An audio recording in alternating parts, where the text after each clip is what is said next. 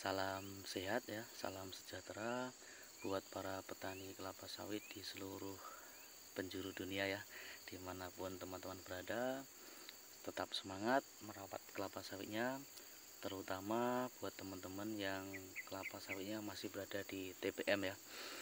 Oke, yaitu di video kali ini kita akan membahas ya, tanaman kelapa sawit besarnya kok tidak sama ya. Nah, seperti video yang tadi kita lihat ya, kenapa kok besarnya tidak sama ya, padahal usia tanamnya sama, beli kecambahnya juga sama ya. Itu ada beberapa faktor yang mempengaruhi ya teman-teman. Faktor yang pertama yaitu cara penanaman ya teman-teman. Kita perhatikan dulu mulai dari cara penanaman, yaitu lubang tanamnya dengan ukuran yang sama atau tidak, yaitu memakai 60 kali 60 kali 60 ya. Kalau yang saya lakukan kemarin sama. Kemudian menggunakan pupuk dasar sama, yaitu memakai rock fosfat dosis setengah kilo sama. Kemudian yang selanjutnya dalam penanaman yaitu bola tanahnya yang dari polybag itu jangan sampai pecah ya. Itu sama, tidak pecah juga ya teman-teman. Kalau punya saya itu, kenapa kok bisa tumbuhnya bisa berbeda gitu ya. Tadi di video yang sebelumnya kita lihat kan ada perbandingan kan, padahal sama-sama usianya saat ini sekitar 20 bulan ya. Itu faktor yang pertama, sama semua. Nah, ya. Dan pada saat penanaman ya teman-teman, itu perlu kita perhatikan juga, tidak boleh terlalu dalam ya. Nanti kalau terlalu dalam kesannya kayak tercekik gitu ya. Nah, sehingga itu dapat menyebabkan lambatnya suatu pertumbuhan tanaman kelapa sawit ya. Kemudian untuk tahap yang kedua yaitu kita perhatikan kondisi tanah kita ya. Tanah kita ini berpasir kah, tanah mineral kah? Kalau mineral syukur alhamdulillah ya. Kemudian ataukah gambut kah?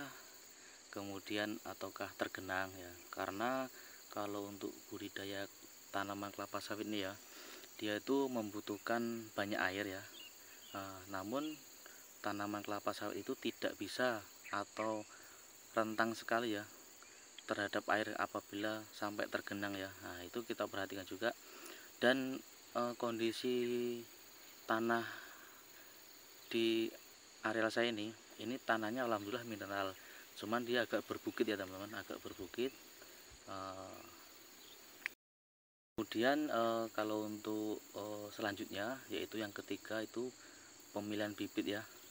Nah, meskipun kita menggunakan bibit unggul resmi bersertifikat ya, namun kita dalam melakukan penanaman waktu di fase pembibitan ya, fase pembibitan mau ke terjun ke lapangan atau ke lubang tanam itu tetap kita seleksi teman-teman ya.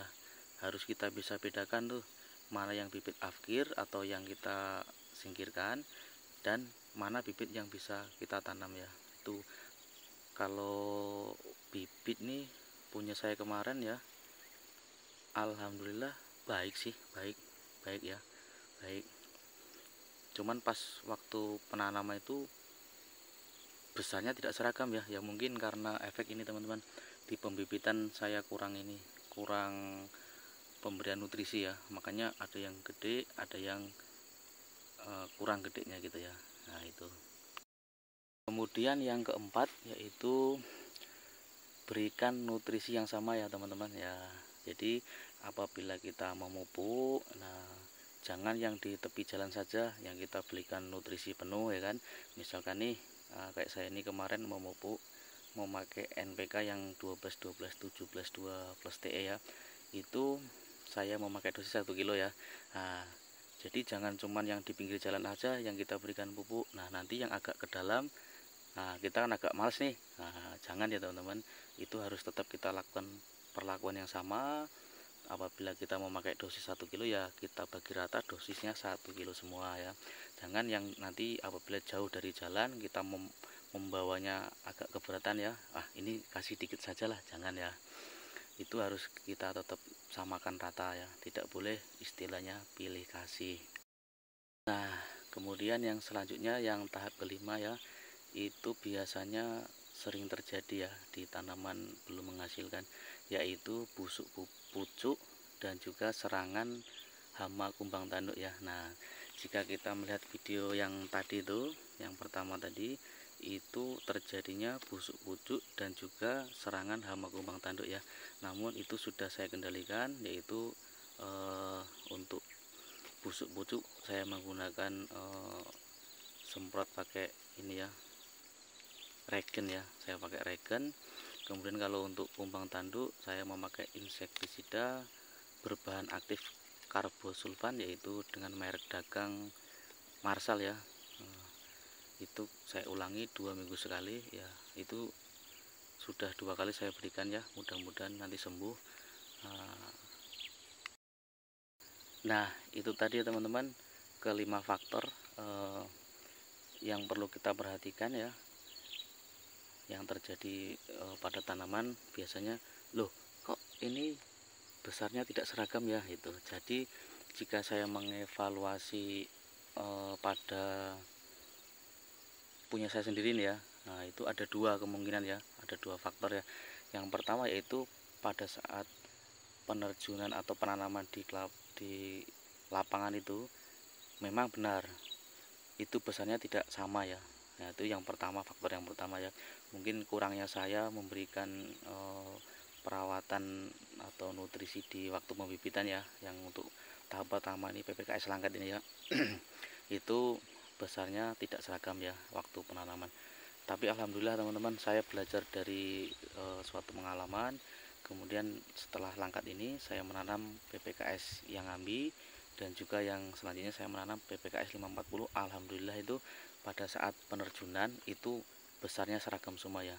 Nah nanti insya Allah kita liput yang di PPKS yang Ambi ya, itu besarnya saat ini sama. Saat ini sudah berusia 14 bulan tanam, sudah pada muncul bunga dompetnya ya. Ya itu sama ya. Itulah pentingnya yaitu belajar ya, tentunya belajar dan belajar. Karena apa teman-teman?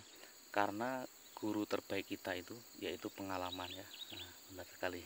Itu yang pertama tadi, faktor yang mempengaruhi punya saya ini besarnya tidak seragam, yaitu karena yang pertama pada saat penerjunan di lapangan itu besarnya tidak sama ya teman-teman.